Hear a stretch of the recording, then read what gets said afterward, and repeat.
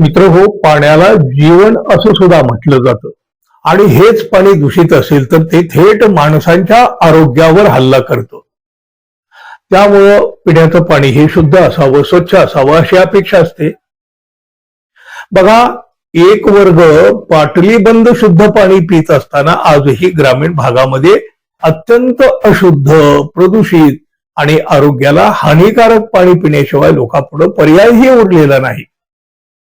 अशा सगळ्या भयावह परिस्थितीमध्ये एक अत्यंत धक्कादायक आणि धोकादायक बातमी समोर आलेली आहे. या बातमीनं केवळ सोलापूर आणि पुणे जिल्हा नव्हे, अवघा महाराष्ट्र हादरून गेलेला आहे.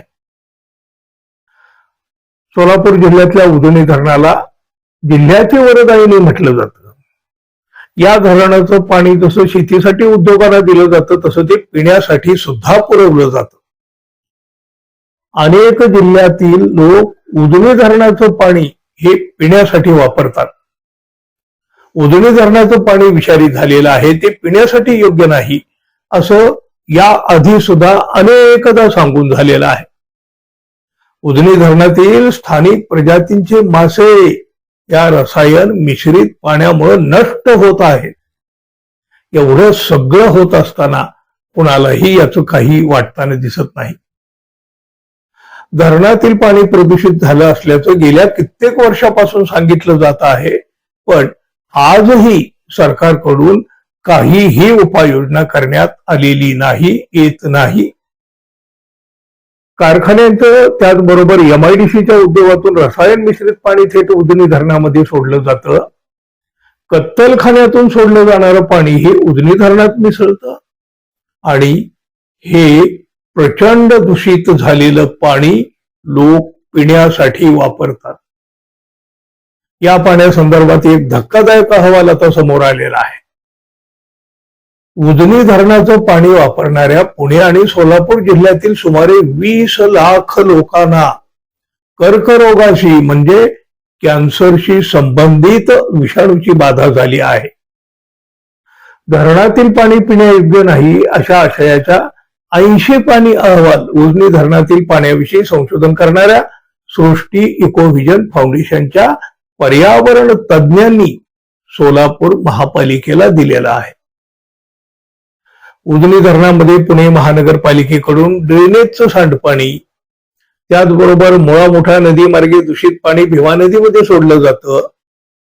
पिंपरी चिंचवड परिसरातील सांडपाणी देखील मुळा मुठा नदीत मिसळून ते पुढे भीमा नदीमध्ये येतं. नीरा नदीमध्ये देखील कत्तलखान्यासह साखर कारखान्यातील दूषित, त्याचबरोबर अनेक गावाचं सांडपाणी सुद्धा सोडलं जातं आणि हे पाणी पुढं उजनी धरणामध्ये पोहोचतं. त्यामुळं धरणातील पाणी अधिकच दूषित होत जातं. पुण्याजवळच्या चाकण MIDC मधून उद्योगातील वापरानंतर शुद्ध न केलेलं रसायन मिश्रित पाणी थेट भीमा नदीमध्ये मोठ्या प्रमाणात सोडलं जात असल्याचं सुद्धा या अहवालामध्ये नमूद केलं गेलं आहे. हे काही एवढंच नाही, त्याचबरोबर कोरकोम MIDC मधील काही कारखान्याचं रसायन मिश्रित सांडपाणी योग्य प्रक्रिया न करता भीमा नदीमध्ये सोडलं जात आहे. ते पाणी पुढे उजनी परिसर धरणामध्ये मिसळलं जात असल्याचं सुद्धा तज्ज्ञांनी आपल्या अहवालात म्हटलं आहे. हा अहवाल सोलापूर महापालिकेच्या अधिकाऱ्यांना दिला गेलेला आहे. पण हा धोका काही फक्त सोलापूर आणि पुणे जिल्ह्यापुरता मर्यादित नाही. इतर जिल्ह्यातील सुद्धा अनेक शहरांना, अनेक गावांना उजनीचं पाणी दिलं जातं. शिवाय पंढरपूर सारख्या तीर्थक्षेत्रालाही उजनी धरणातून पाणी मिळतं.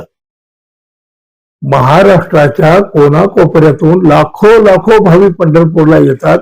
याच घाण पाण्यात त्यांचं पवित्र चंद्रभागा स्नान होतं आणि भाविक हेच प्रदूषित पाणी पितात.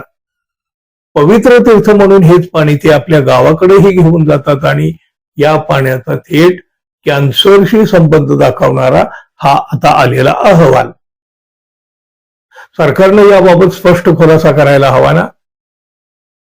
खरं तर या अहवालानं जेवढा मोठा हादरा दिला आहे त्यापेक्षा सुद्धा अधिक संताप सरकारी उदासीनतेवर व्यक्त केला जातोय. हे पाणी लोक पित आहेत, त्या पाण्यामध्ये केमिकल सोडलं जात आहे. ड्रेनेजचं सांडपाणी सोडलं जात आहे, कत्तल खाण्याचं पाणी सुद्धा सोडलं जात आहे.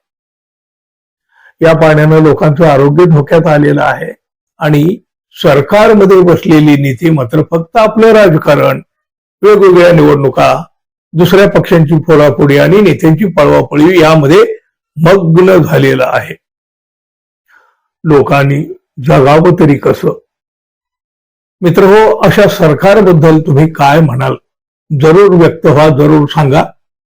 आणि आपण अजून आपल्या चॅनलला सबस्क्राईब केलं नसेल तर कृपया जाता जाता सबस्क्राईब करावं ही अपेक्षा तर आहे.